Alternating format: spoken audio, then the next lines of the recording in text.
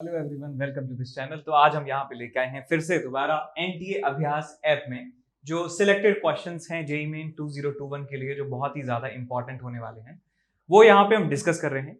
और यदि आपने पहले ये सारी वीडियोस नहीं देखी हैं तो आप जरूर बहुत ज्यादा मिस कर रहे हैं कंटेंट में। तो आप जरूर चेकआउट कीजिए हमारी प्लेलिस्ट को जो हमारे चैनल पे है एनटीए अभ्यास पे। तो सबसे पहला सवाल डिस्कस करते हैं जिसमें आपको दिया है, particle is moving in a uniform circular motion on a horizontal surface. एक हॉरिजॉन्टल सरफेस है और उस पे एक पार्टिकल मूव कर रहा है, सर्कुलर मोशन है, यूनिफॉर्म, यानी कि स्पीड जो है वो कांस्टेंट है। Particles position and velocity at time t is equal to 0 are as shown in figure in the coordinate system. So which of the indicated variable on the vertical axis is incorrectly matched by the graph shown in alongside for the particles motion? तो जो graph हमें आगे दिए हुए हैं उनमें से कौन सा इनकरेक्ट है ये आपको बताना है। तो इसमें सबसे पहला ग्राफ जो है वो आपको दिया है कि y component of force keeping the particle moving in a circle. तो जो इसके ऊपर लगने वाला फोर्स है उसका वर्टिकल डायरेक्शन में जो कंपोनेंट है उसकी बात कर रहे हैं। तो मैं मान लेता हूं कि पार्टिकल जो है कि इनिशियली था यहाँ पे और t बराबर t पर लेट्स से पार्टिकल पहुंच जाता है यहाँ पे, t is equal to t पे पार्टिकल पहुंच जाता है यहाँ पे, और ये जो लाइन है, ये जो r वेक्टर है, ये एंगल बनाता है हॉरिजॉन्टल से थीटा के बराबर, यानी कि थीटा ये डिस्प्लेस हो चुका है एंटी क्लॉकवाइज डायरेक्शन में। अब इसके पास जो वेलोसिटी है वो इस डायरेक्शन में होने वाली है, मैग्नीट्यूड उसका v ही रहेगा, और इसके ऊपर जो लगने वाला फोर्स है वो इस तरफ लग रहा होगा Fc के बराबर। ठीक बात। अब Fc की जो वैल्यू है वो होने वाली है mv²/r, और आप देख सकते हैं कि मास कांस्टेंट है, स्पीड कांस्टेंट है, रेडियस कांस्टेंट है, तो ये फोर्स का मैग्नीट्यूड भी कांस्टेंट रहने वाला है। अब यदि इसके कंपोनेंट्स यदि करे जाएं तो आपको मिलता है यहाँ पे f cos थीटा, और ये माइनस में है, माइनस f cos थीटा, और ये जो है नीचे की तरफ है, that is minus of f sin theta. Minus इसलिए लगाया बिकॉज ये नेगेटिव y डायरेक्शन में है, ये माइनस इसलिए लगाया बिकॉज ये नेगेटिव x डायरेक्शन में। तो आप यहां देख सकते हैं कि थीटा जो है ये एक्यूट एंगल है, इसका मतलब cos थीटा पॉजिटिव होने वाला है, तो ओवरऑल क्वांटिटी नेगेटिव होने वाली है। नेगेटिव का मतलब ये नेगेटिव डायरेक्शन में पॉइंट कर रहा है। तो आपको बताना है कि minus f sin theta vertical component of force का ग्राफ किस तरीके से होगा with respect to time, with respect to time. तो देखिए आपके पास कोई फंक्शन है y इज इक्वल्स टू, ये कह सकते हैं फोर्स का जो y कंपोनेंट है that is minus of f cos theta के बराबर, सॉरी sin थीटा के बराबर। तो जो ग्राफ f तो कांस्टेंट है, तो माइनस sin थीटा का जो ग्राफ होता है वो ग्राफ आपको यहाँ पे ड्रॉ करना है। तो sin थीटा का ग्राफ हम जानते हैं इस तरीके से होता है, माइनस sin थीटा का जो है उल्टा होगा। तो कुछ इस तरीके से ग्राफ आपको मिलने वाला है बिटवीन fy एंड टाइम। तो ये ग्राफ देखिए, क्या यही ग्राफ हमें दिया है? बिल्कुल सही है, इसका मतलब ये ग्राफ सही है, ये हमारा आंसर नहीं है। इसके बाद इन्होंने बी ऑप्शन में दिया है x कंपोनेंट ऑफ वेलोसिटी। अब वेलोसिटी का x कंपोनेंट देखें तो ये v वेलोसिटी है, ये एंगल थीटा है, तो ये एंगल थीटा है, तो ये एंगल थीटा है, आ जाएगा आपके पास v cos थीटा, और ये आ जाएगा आपके पास minus of v sin theta. तो मैं कह सकता हूं कि वेलोसिटी का जो x कंपोनेंट है वो माइनस v sin थीटा है। तो जो ग्राफ फोर्स का आया था, वर्टिकल कंपोनेंट ऑफ फोर्स का, वही हॉरिजॉन्टल कंपोनेंट ऑफ वेलोसिटी का आने वाला है। तो बिल्कुल सेम ग्राफ ऐसा हमें मिलना चाहिए। तो चेक करते हैं क्या ऐसा ग्राफ मिल रहा है। ऐसा ग्राफ इसमें भी होना चाहिए, जो कि नहीं है, इसका मतलब सी ऑप्शन जो है वो गलत है। इसके बाद बी ऑप्शन गलत है और यही हमारा आंसर है। इसके बाद इन्होंने आगे, अच्छा नहीं, ऑप्शन काट दिया है। सी और डी ऑप्शन भी थे। सी ऑप्शन में क्या था, आपके पास एंगुलर स्पीड थी, एंगुलर स्पीड और टाइम के बीच में ग्राफ। तो हम जानते हैं कि सर्कुलर मोशन में v is equal to r omega होता है, तो ओमेगा की वैल्यू मैं कह सकता हूं v अपॉन r है। तो कह सकते हैं कि जो ओमेगा की डायरेक्शन है, ओमेगा की डायरेक्शन कैसे देखते हैं कि पार्टिकल के जो सेंस ऑफ रोटेशन है उसमें अपनी राइट हैंड की फिंगर्स को कर्ल कीजिए, तो आपको ओमेगा की डायरेक्शन यहाँ पे मिल जाती है। ओमेगा की डायरेक्शन पूरे रास्ते में जो है वो कांस्टेंट है, और ओमेगा का जो मैग्नीट्यूड है वो भी आप देख सकते हैं कांस्टेंट है। तो मैं कह सकता हूं ओमेगा पॉजिटिव है और कांस्टेंट है टाइम के साथ। तो ओमेगा और टी के बीच में ग्राफ यहाँ पे दिया था जो काट दिया है, तो ये ग्राफ भी सही है। ऐसे डी ऑप्शन भी आपको दिया था। डी ऑप्शन में था कि फोर्स का, वेलोसिटी का जो वर्टिकल कंपोनेंट है v cos थीटा, वेलोसिटी का जो vertical component v cos theta है, तो v cos थीटा का ग्राफ जो है कुछ इस तरीके से आना चाहिए, इस तरीके से। तो ये वेलोसिटी का y कंपोनेंट और टाइम के बीच में ग्राफ है। ठीक है, तो ये आप देख सकते हैं कि चारों ऑप्शंस में से दूसरा वाला ऑप्शन गलत है, इसका मतलब यही हमारा सही आंसर है। इस ग्राफ को देखें तो इसमें 4 पार्ट्स थे हमें, तो यदि हम इसको एक एक करके चेक करते तो दूसरा ऑप्शन हमें मिल जाता, बाकी 2 ऑप्शन चेक करने ही नहीं पड़ते। तो इसको हम जो है 3 मार्क्स दे सकते हैं, 3 आउट ऑफ 5, 3 आउट ऑफ 5, इतना ही डिफिकल्ट था। इसके बाद चलते हैं अगले सवाल की तरफ। अगले सवाल में हमें दिया हुआ है कि एक सर्किट है जो दिखाया हुआ है, उसमें स्विच S जो है उसको क्लोज कर दिया जाता है टाइम t बराबर 0। पहले सर्किट ओपन था, कोई भी करंट, कोई भी चार्ज, कोई भी एनर्जी कहीं पर स्टोर नहीं थी। अब इस स्विच को क्लोज कर दिया जाता है t बराबर 0 पर। अब क्या कहते हैं कि charge which passes through the battery in one time constant. एक टाइम कांस्टेंट, आप जानते हैं कि एक LR सर्किट जो होता है, एक LR circuit, DC LR circuit, उसमें टाइम कांस्टेंट का मतलब होता है L/R। तो इतने टाइम के बाद आपको बताना है कितना चार्ज बैटरी से फ्लो होगा। तो मैं ये कह सकता हूं कि किसी भी समय t बराबर t पर, किसी भी समय t बराबर t पर मैं सर्किट में करंट की वैल्यू जानता हूं, क्या होती है, I is equal to maximum current is E by R into 1 minus e raise to the power minus t by tau. ये करंट का फंक्शन होता है, current as a function of time. अब हमें चार्ज निकालना है, तो मैं क्या जानता हूं कि I को लिखा जा सकता है dq बाई dt, और यदि आपको चार्ज निकालना है तो इस टाइम dt को ले जाइए उस तरफ, तो आपको मिल जाएगा dq is equal to e by r 1 minus e raise to the power minus t by tau into dt, और दोनों तरफ जो है इंटीग्रेट कर दीजिए। टाइम t बराबर 0 पर चार्ज 0 के बराबर फ्लो होता है, और टाइम p बराबर टाउ पर जो चार्ज है वो लेट्स से q के बराबर फ्लो हो जाता है। तो हमें इस इंटीग्रेशन को सॉल्व करके निकालनी है वैल्यू q की, तो चलिए कैलकुलेट करते हैं इसे।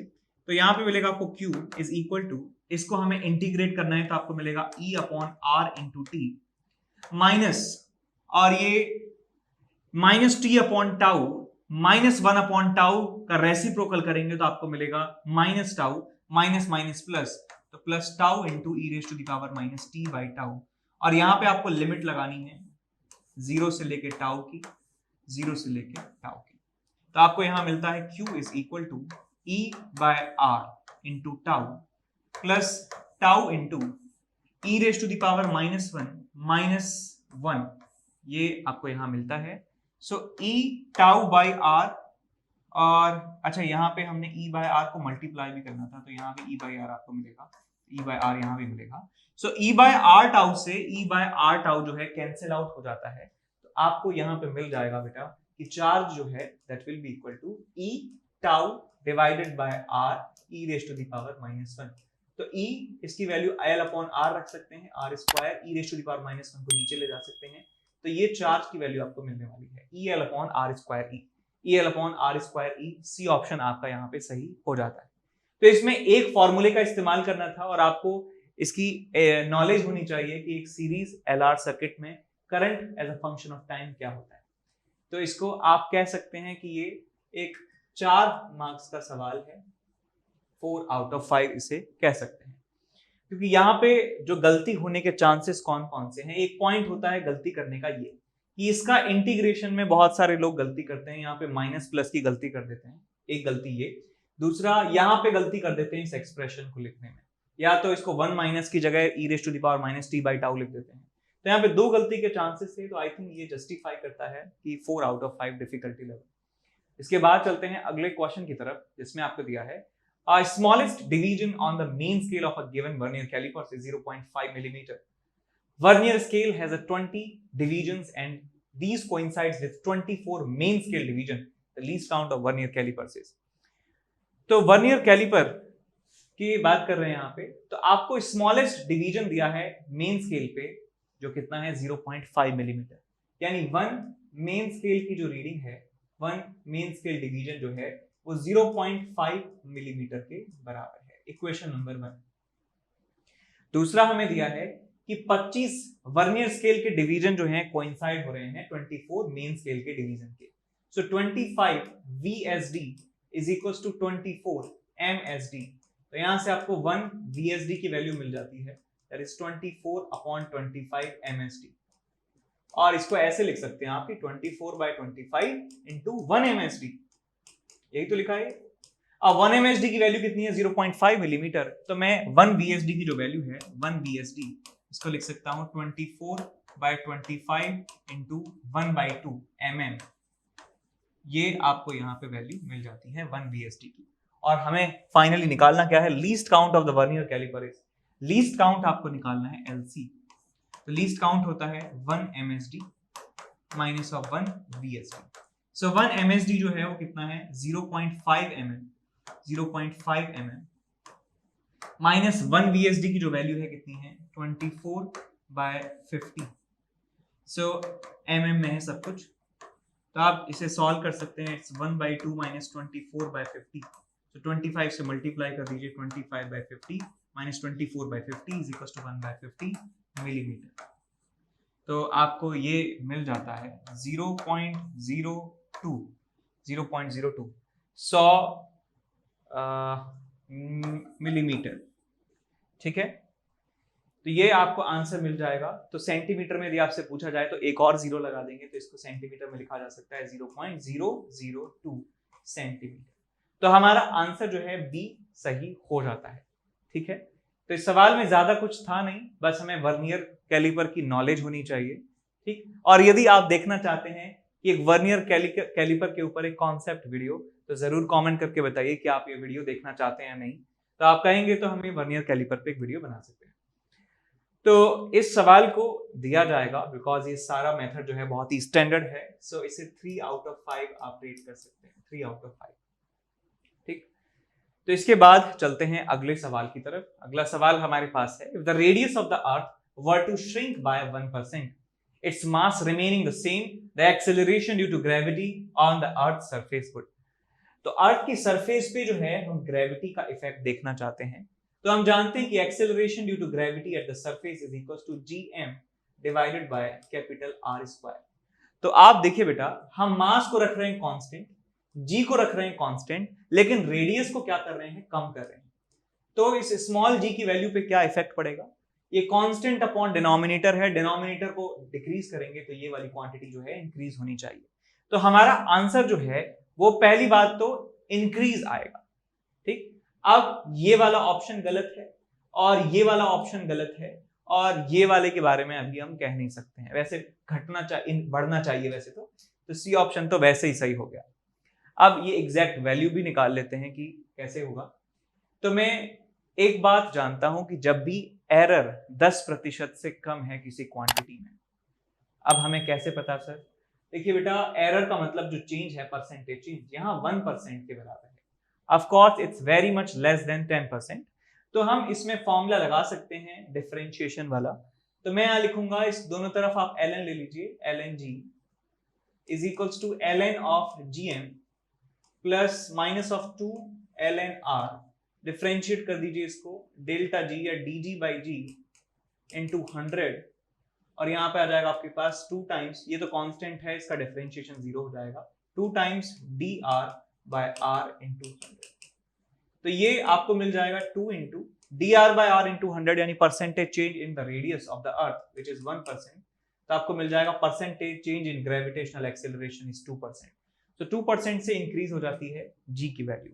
ठीक, तो वैसे यदि देखें इस ऑप्शंस के साथ, इस पूरा combination of this question with option, तो ये 1 स्कोर करता है। और यदि आप ऑप्शंस को हटा दें, सिर्फ ये वैल्यू कैलकुलेट करनी है, तो इसको 2 मार्क्स दे सकते हैं। सो 2 आउट ऑफ 5 में से रेट करता हूं। यदि ऑप्शंस के साथ रेट करें तो इसको 1 मार्क्स मिलेगा। इसके बाद चलते हैं अगले सवाल की तरफ, जिसमें आपको दिया है, a diatomic ideal gas is heated at constant volume until the pressure of its is doubled and again heated at constant pressure until the volume is doubled। तो हमारे पास डायटोमिक गैस है, डायटोमिक गैस से हमें degree of freedom मिल गया, कितना आ गया, 5 के बराबर। एक आइडियल गैस को कांस्टेंट वॉल्यूम पे हीट किया जाता है। तो मैं मान लेता हूं कि हमारे पास गैस है, और गैस की जो स्टेट है वो स्टेट ए है। यहाँ पे प्रेशर मान लेता हूँ P0 है, वॉल्यूम मान लेता हूँ V0 है, टेम्परेचर मान लेता हूँ T0 है। ये गैस के लिए मैंने वेरिएबल्स मान लिए हैं।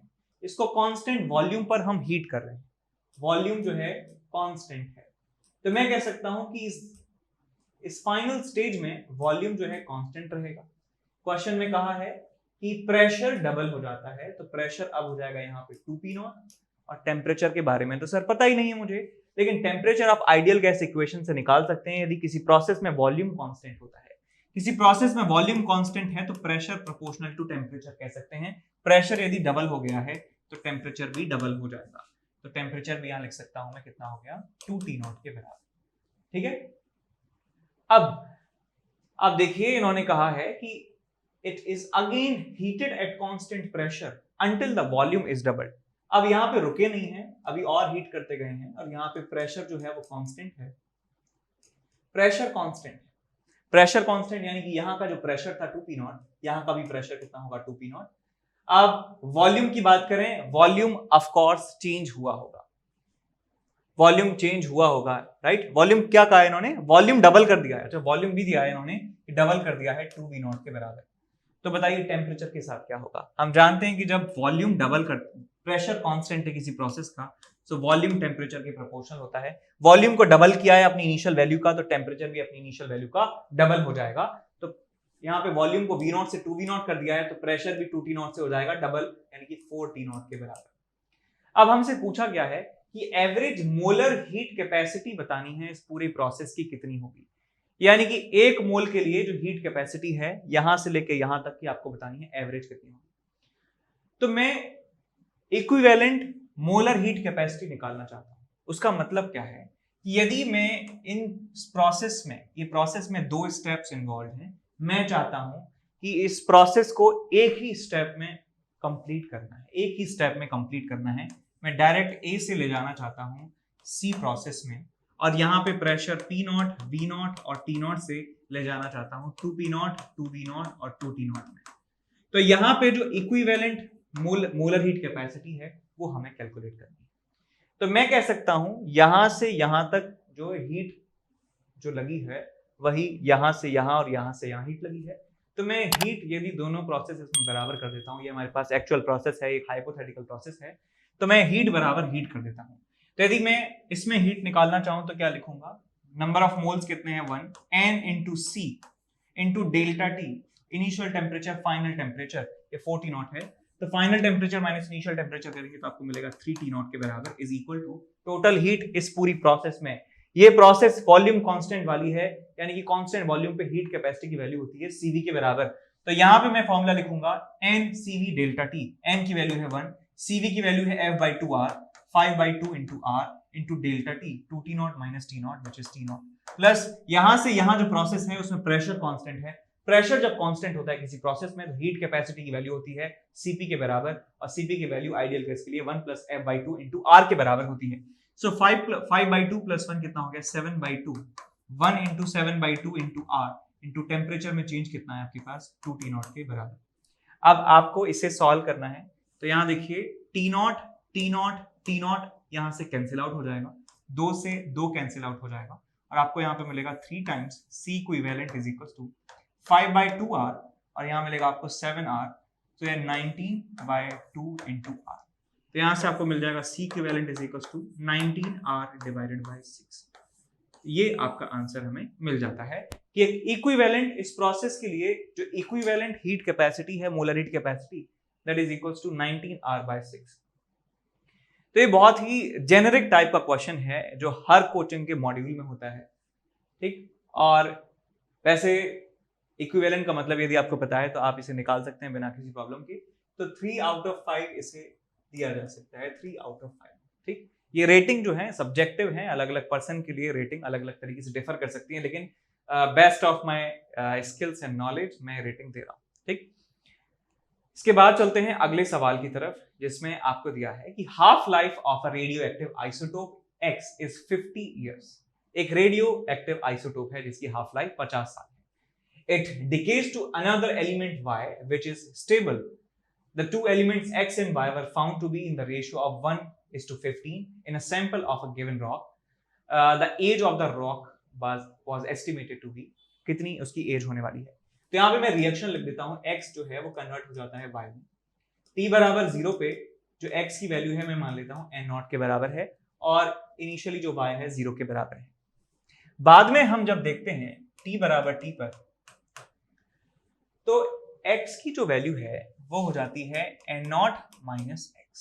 X अमाउंट जो है यहां से कम हो जाता है और ये x अमाउंट जो है बन जाता है, x अमाउंट जो है ये बन जाता है। हमें क्वेश्चन में दिया हुआ है कि इनका जो रेशो है वो रेशो किसके बराबर है, 1:15 के बराबर है। इसका रेशो और इसके रेशो जो है 1/15 के बराबर है। तो मैं यहां लिख सकता हूं कि this is the number of radioactive nuclei at this instant, या इसको लिख सकता हूं मैं n as a function of time, n as a function of time divided by ये कितना है आपके पास x को लिख सकता हूं कि मैं इनिशियल में से ये n t की जो वैल्यू है माइनस कर, सही बात है यार, ये पहले इतने थे, ये n0 माइनस एक्स को लिख दिया मैंने, ये n0 माइनस एक्स को मैंने लिखा है क्या, nt, तो x की वैल्यू क्या हो जाएगी आपके पास n0 माइनस nt के बराबर, तो वही लिखा है मैंने नीचे। और ये किसके बराबर है आपके पास, ये 1/15 के बराबर दिया है, क्रॉस मल्टीप्लाई कीजिए आपको मिलेगा 15 n as a function of time is equal to n0 minus n as a function of time, ये इधर जाएगा तो बन जाएगा 16 into n as a function of time is equal to n0, और nt की वैल्यू हम जानते हैं n0 e raised to the power minus lambda t, तो बन जाएगा 16 n0 e raised to the power minus lambda t is equals to n0 से चला गया n0 e raised to the power minus lambda t को इधर ले जाएंगे तो बनेगा e raised to the power lambda t is equals to 16, दोनों तरफ है ln ले लीजिए तो आपको मिलेगा lambda t is equals to ln 16, ln 16 कितना होता है 4 ln 2, इसे लिखा जा सकता है 4 ln 2, और lambda t, lambda जो है वो है आपके पास रेट कांस्टेंट को मैं ln2 by t हाफ लिख सकता हूं, so this is ln2 by half life into time t जितना लगा है is equals to 4 times ln2, ln2 से मर गया ln2 और तो t आपको मिल गया आपके पास t 4 इंटू t हाफ के बराबर, सो 4 हाफ लाइफ्स के बराबर जो समय है वो बीत चुका है जब आपको ये सिचुएशन मिल रही है, यानी कि जो रॉक की जो एज है वो 4 इंटू टी हाफ के बराबर है, टी हाफ दिया है 50 ईयर्स के बराबर, तो आपको टाइम मिल जाएगा 50 इंटू 4 इज इक्वल्स टू 200 साल, सो 200 साल हमारा आंसर हमें मिल जाता है। ठीक, तो इसे आप 3 इंटू 5 देख सकते हैं। ठीक है, इसके बाद हम चलते हैं अगले क्वेश्चन की तरफ, जिसमें आपको दिया है A train approaching a hill at a speed of 40 km/h. एक ट्रेन हिल को अप्रोच करती है और एक साउंड 580 हर्ट्ज फ्रीक्वेंसी का जो है वो इमिट करती है। When it is a distance of 1 kilometer from the hill, a wind with a speed of 40 km/h is blowing in the direction of motion of the train. The frequency of echo is. So सवाल आप यहां पे देखिए, हमारे पास एक train है और इस ट्रेन में एक 580 हर्ट्ज का एक साउंड का सोर्स लगा हुआ है और ये बढ़ रही है आगे 40 km/h की स्पीड से, और विंड जो है वो भी चल रही है 40 की स्पीड से। ये किसी हिल को अप्रोच कर रही है, ये ट्रेन जो है हिल को अप्रोच कर रही है। तो हमें बताना है कि जो एको है उसकी फ्रीक्वेंसी कितनी होने वाली है। एको का मतलब है कि यहां से जो साउंड वेव जाएगी और साउंड वेव यहां से रिफ्लेक्ट होकर जब वापस आएगी तो उस रिफ्लेक्टेड साउंड वेव के लिए जो फ्रीक्वेंसी की वैल्यू है वो आपको बतानी है। तो मैं सबसे पहले फ्रीक्वेंसी निकाल रहा हूं उस साउंड वेव का जो यहां पे पहुंच रही है, जो हिल तक पहुंच रही है, उस साउंड की फ्रीक्वेंसी निकाल रहा हूं। सो F1 के लिए मैं लिखूंगा जो ओरिजिनल फ्रीक्वेंसी है FO, V plus VW plus minus VO divided by V plus minus VW plus minus VS। तो ये फॉर्मूला इस्तेमाल करते हैं जब भी हम विंड की बात करते हैं। जब भी हवा चल रही है, आपके क्वेश्चन में डॉपलर से रिलेटेड क्वेश्चन है, डॉपलर इफेक्ट से रिलेटेड हवा चल रही है, तो ध्यान दीजिए कि यदि हवा साउंड के प्रोपोगेशन के डायरेक्शन में चल रही है तो इन दोनों जगह V प्लस आने वाला है।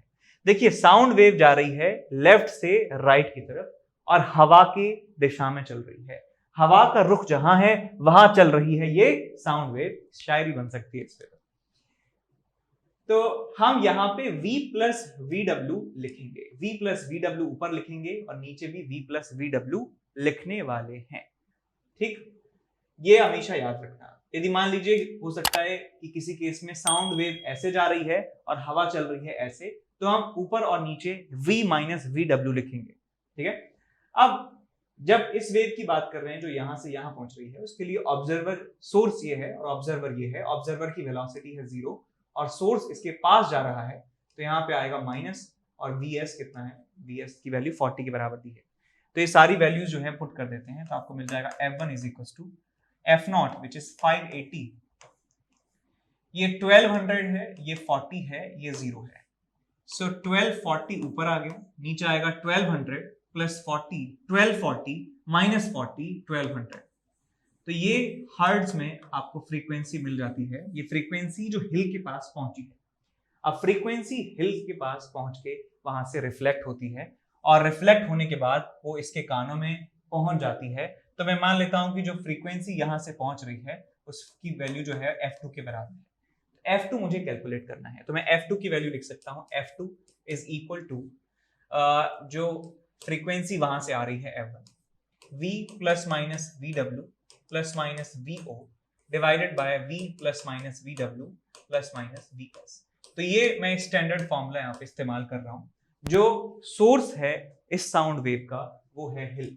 हिल से जो साउंड है वो वापस आ रहा है, और जो ऑब्जर्वर है यानी कि जो ट्रेन है वो ट्रेन ऑब्जर्वर है, ये ऑब्जर्वर है, ये क्या है जी, आपका सोर्स है, और हवा चल रही है इस तरफ और इसकी वेलोसिटी है 40। तो आप देख सकते हैं यहाँ पे कि साउंड का प्रोपोगेशन है ऐसे, और विंड जो है इस तरफ चल रही है, विंड के ऑपोजिट डायरेक्शन में साउंड चल रहा है। तो मैं यहाँ पे और यहाँ पे माइनस साइन का इस्तेमाल करूंगा। तो यहाँ मैं लिखूंगा V माइनस VW और नीचे भी आएगा V माइनस VW। ऑब्जर्वर की वेलोसिटी इस तरफ है, ऑब्जर्वर फ्रीक्वेंसी बढ़ाना चाह रहा है, तो यहाँ पे आएगा प्लस में 40, और सोर्स जो है वो रेस्ट पे है, तो यहाँ पे आएगा 0। यहाँ पे आएगी वैल्यू आपके पास F1 के बराबर। F1 की वैल्यू पीछे से लिख देंगे आप, 580 into 1240 divided by 1200 into V minus V0, 1200 minus 40 plus 40 यानी कि 1200 डिवाइडेड बाय 1200 माइनस 40 यानी 1160। तो 1200 से 1200 गया, 0 से 0 गया, और आपको यहाँ पे क्या मिल जाएगा, ये 4 से गया, 4 दूनी 8, 3 9, 4 से गया 3 1, और 29 से गया 20 बार, तो आपको मिल गया 620 हर्ट्ज। आपको फ्रीक्वेंसी मिल जाती है एको की। एको का मतलब है कि जो फ्रीक्वेंसी रिफ्लेक्ट होके पहुंच रही है उसकी फ्रीक्वेंसी 620 हर्ट्ज होने वाली है। तो डी ऑप्शन हमारा सही हो जाएगा। सवाल को 4 मार्क्स दिए जा सकते हैं, 4 आउट ऑफ 5। काफी ज्यादा इसमें गलती होने के चांसेस हैं, बहुत सारे ऐसे पॉइंट्स हैं रिस्की पॉइंट्स। एक तो इसमें गलती कर देते हैं लोग लौटने वाले में, जाने वाले में तो ठीक है V प्लस VW कर दिया, लेकिन लौटते समय जो है यहाँ पे भी वो फिर से V प्लस VW कर देते हैं, तो एक गलती वहां हो जाती है। दूसरी गलती ये होती है जब लौटती है, जो साउंड वेव लौटती है, तो ऑब्जर्वर और सोर्स में वो कंफ्यूज हो जाते हैं और यहाँ पे उलट पलट कर देते हैं। ठीक, तो ये 2 गलती हो सकती थी, तो 4 ये रेटिंग है, डिजर्व करता है। अच्छा सवाल था जेईई मेन के पॉइंट ऑफ व्यू से। इसके बाद हम चलते हैं अगले क्वेश्चन की तरफ, जिसमें आपको दिया है a particle is projected vertically upward with a speed of 16 metre per second. Particle को हमने ऊपर की तरफ प्रोजेक्ट किया है 16 मीटर पर सेकेंड से। After some time when it again passes through the point of projection its speed is found to be 8 metre per second. अब वापस से इस पॉइंट पे कैसे ये पास हो सकता है कि जब वो नीचे से गया हो ऊपर हाईएस्ट पॉइंट पे पहुंच के, और वो इसी लाइन के अलोंग जो है वापस आ गया हो 8 मीटर पर सेकेंड से। सेम हॉरिजॉन्टल लेवल पे ये आ चुका है, 8 मीटर पर सेकेंड से आया है। It is known that the work done by the air resistance is the same during the upward and downward motion than the maximum height attained by the particle is. तो हमें बताना है कि maximum height attain जो है वो कितनी होने वाली है। H max की वैल्यू आपको कैलकुलेट करनी है, कितनी होगी। तो सबसे पहले मैं क्या करूंगा, मैं यहां और यहां के बीच में वर्क एनर्जी थ्योरम का इस्तेमाल करने वाला हूं। मैं यहां से यहां के लिए लिखूंगा work done by gravity plus work done by air resistance is equals to change in kinetic energy. अब देखिए, जमीन से जो इसकी फाइनल हाइट है वो चेंज नहीं हुई है, तो मैं कह सकता हूं ग्रेविटेशनल फोर्स का वर्क डन 0 के बराबर है, बिकॉज इसका डिस्प्लेसमेंट 0 हो गया। कंजर्वेटिव फोर्स का जो वर्क डन होता है वो इनिशियल और फाइनल पॉइंट पे डिपेंड करता है, पाथ से कोई मतलब नहीं है। तो एक कंजर्वेटिव फोर्स, इसका वर्क डन डिपेंड करेगा इसके इनिशियल फाइनल पोजीशन पे। इनिशियल और फाइनल पोजीशन दोनों सेम है, तो इनका वर्क डन 0 हो गया। एयर रेजिस्टेंस एक नॉन कंजर्वेटिव फोर्स होता है, इसको कोई मतलब नहीं कि आप इनिशियल कहाँ थे फाइनल कहाँ है, मतलब तो है ही, लेकिन पाथ पे भी डिपेंड करेगा कि आप कौन से पाथ से आए हैं। तो मैं कह सकता हूँ ये नीचे से गया ऊपर, ऊपर से गया नीचे, तो टोटल वर्क डन बाय, मान लिया मैंने, work done by air resistance is equal to change in kinetic energy, लिख सकता हूँ half into m into 8 square minus of 16 square. तो ये इसका वर्क डन हो जाता है। Equation number 1। अब मुझे मैक्सिमम हाइट निकालनी है, तो मैं एक बार और वर्क एनर्जी थ्योरम लगाऊंगा यहां से लेके यहां तक। पहले मैंने यहां से यहां के बीच में वर्क एनर्जी थ्योरम लगाई है, अब मैं यहां से यहां के बीच में वर्क एनर्जी थ्योरम लगा रहा हूं। तो इनिशियल मूवमेंट ये है, फाइनल मूवमेंट ये है, तो यहां से यहां जाने में वर्क डन बाय ग्रेविटी लिख सकता हूं मैं minus of mg h max। ये वर्क डन बाय ग्रेविटी है, ग्रेविटी का फोर्स नीचे, डिस्प्लेसमेंट है ऊपर, तो वर्क डन नेगेटिव हो जाएगा, plus work done by air resistance. अब एयर रेजिस्टेंस के लिए जो पूरा वर्क डन था नीचे से ऊपर और ऊपर से नीचे का, वो इतना था, तो मैं कह सकता हूं नीचे से ऊपर का जो वर्क डन होने वाला है वो इसका आधा होने वाला है। तो मैं यहां लिखूंगा 1/4 of m into 8 square minus 16 square, ये work done by air resistance हो गया, is equal to change in kinetic energy. Final kinetic energy highest point पे कितना हो जाएगा, 0 के बराबर, और माइनस इनिशियल काइनेटिक एनर्जी की बात करें, यहां से ये 16 मीटर पर सेकंड से चला था, तो मिल जाएगा हाफ इंटू m इंटू 16 का स्क्वायर, 16 का स्क्वायर। अब ये जो पूरी इक्वेशन है इसको आपको सॉल्व करना है, तो क्या करेंगे, पहले m सब कैंसिल आउट कर दीजिए, ठीक। आपको यहां पे मिलेगा, माइनस साइन को भी मैं हटा रहा हूं, यहां से माइनस हटाऊंगा, यहां इसको पलट दूंगा और वहां से माइनस हटाऊंगा, तो आपको मिलेगा g into H max plus ये 1/4 है, यहाँ पे 1/4, और ये 16 स्क्वायर माइनस 8 स्क्वायर आपको यहाँ पे मिल जाता है, is equal to, minus sign हट जाएगा और 1/2 16 स्क्वायर आपको यहाँ पे मिल जाता है, 1/2 16 स्क्वायर। तो इसको आप ओपन कर लीजिए, 10 into H max is plus 1/4 into 256 minus 64 divided by 4 is equals to 256 का 128 आपको मिल जाएगा, 128। सो यहां से 10 इंटू एच मैक्स, ये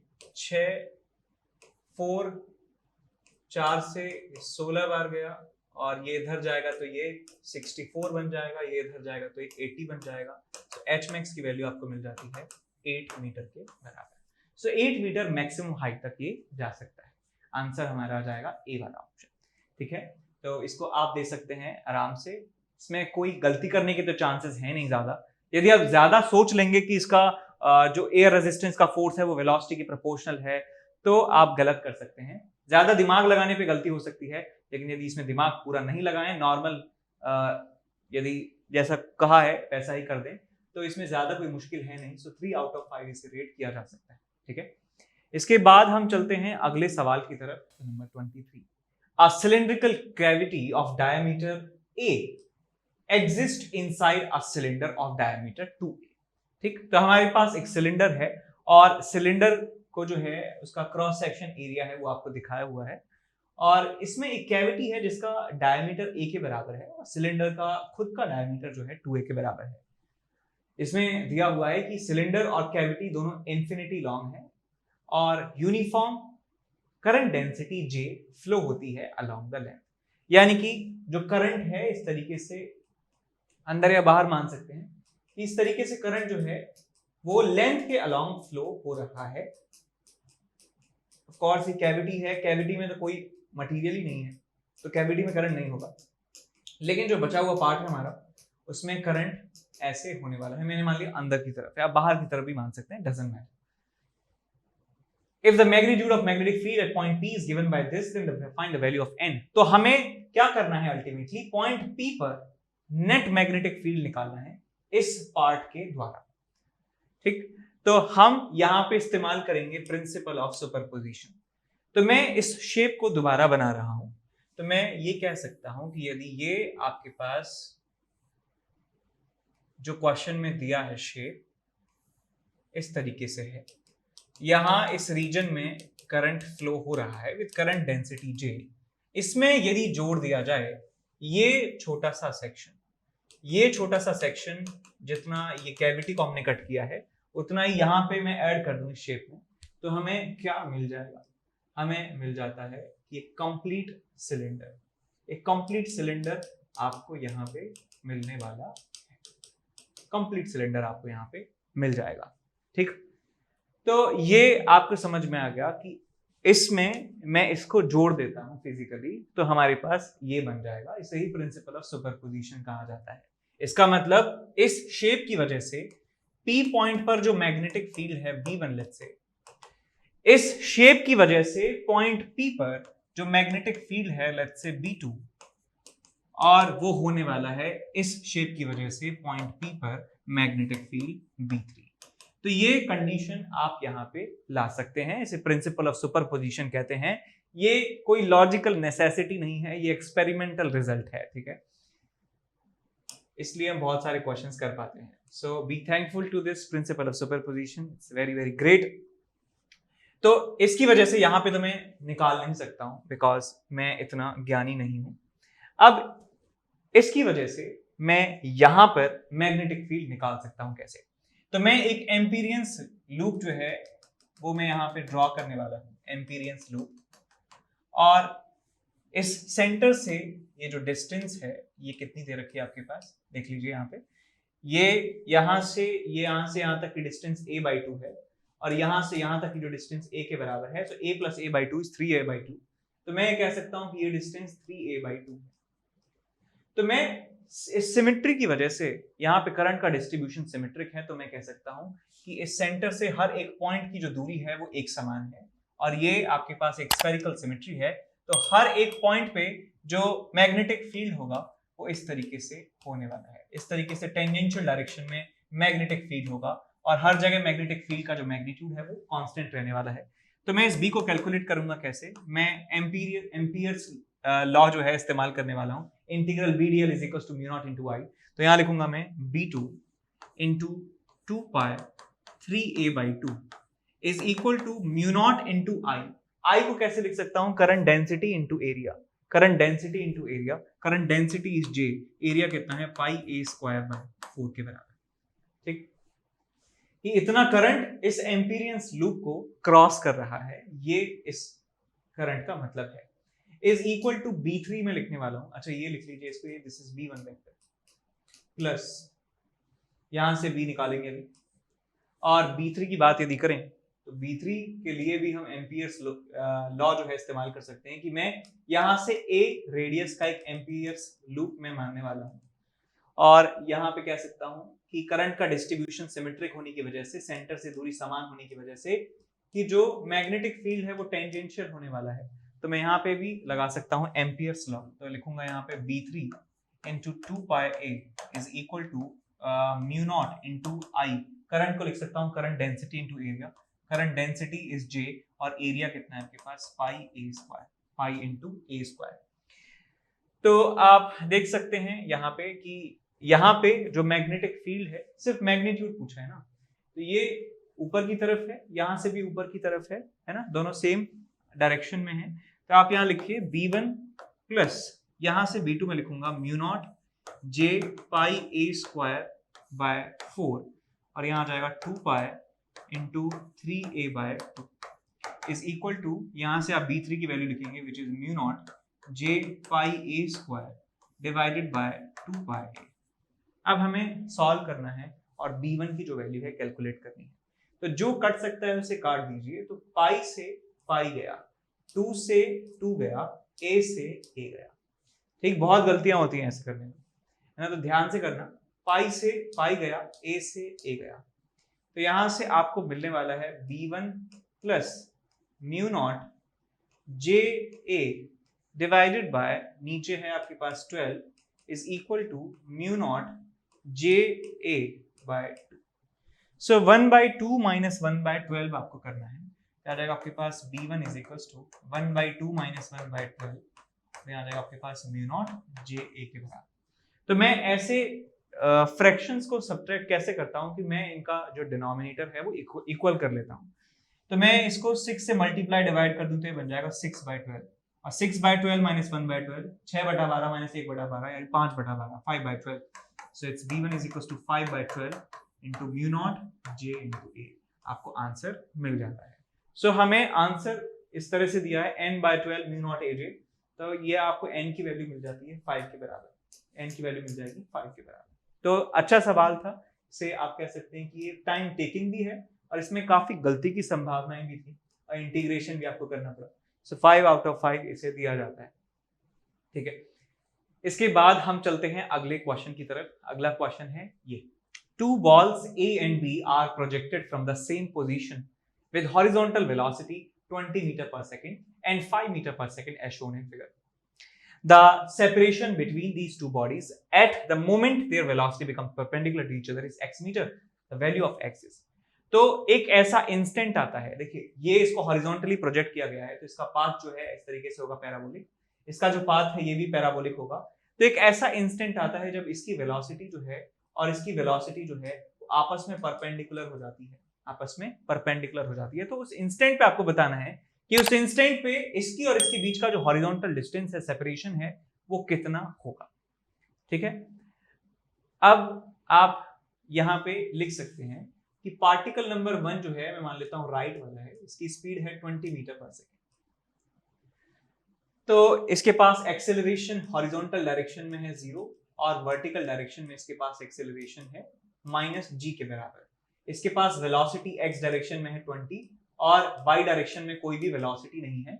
तो मैं इसका जो पोजीशन है मैं लिख सकता हूं, यदि इसको मैं ओरिजिन मान लेता हूं 0,0, नहीं सॉरी, मुझे वेलोसिटी लिखनी है इसकी t टाइम पर, तो मैं इसकी वेलोसिटी लिख सकता हूं। वेलोसिटी कितनी हो जाएगी, vx vector vxi cap plus v/j cap. तो इसको लिखा जा सकता है 20i cap minus gt j cap, ये इसकी वेलोसिटी होने वाली है।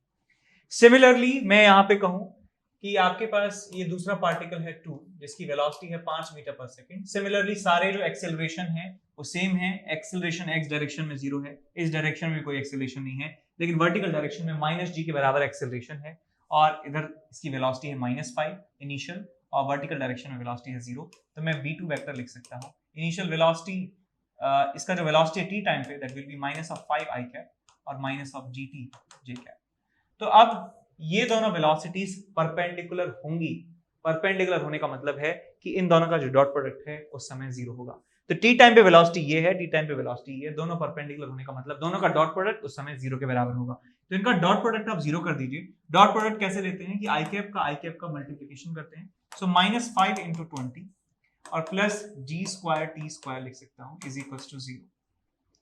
तो 100 is equal to g² t², तो आपको मिल जाएगा t is equal to 1 second. तो 1 सेकेंड के बाद जो है वो दोनों की वेलोसिटी एक दूसरे के परपेंडिकुलर हो जाने वाली है। अब हमें उस इंस्टेंट पे बताना है सेपरेशन कितना होगा। अब देखिए हॉरिजॉन्टल डायरेक्शन में एक्सेलरेशन 0 है, हॉरिजॉन्टल डायरेक्शन में एक्सेलरेशन इसका भी 0 है, तो हॉरिजॉन्टल डायरेक्शन में यूनिफॉर्म मोशन होने वाला है। तो मैं कह सकता हूं 1 सेकंड में ये 20 मीटर पर सेकंड वाला कितना मीटर चलेगा, 20 मीटर, और ये 5 सेकंड वाला कितना चलेगा, 5 मीटर के बराबर।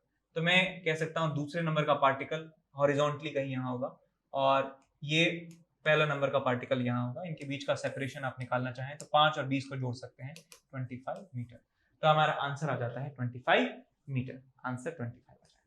ठीक, इसको कितना देना चाहिए, आप इसे 3 दे सकते हैं, 3 आउट ऑफ 5 इसे दिया जा सकता है। ठीक है,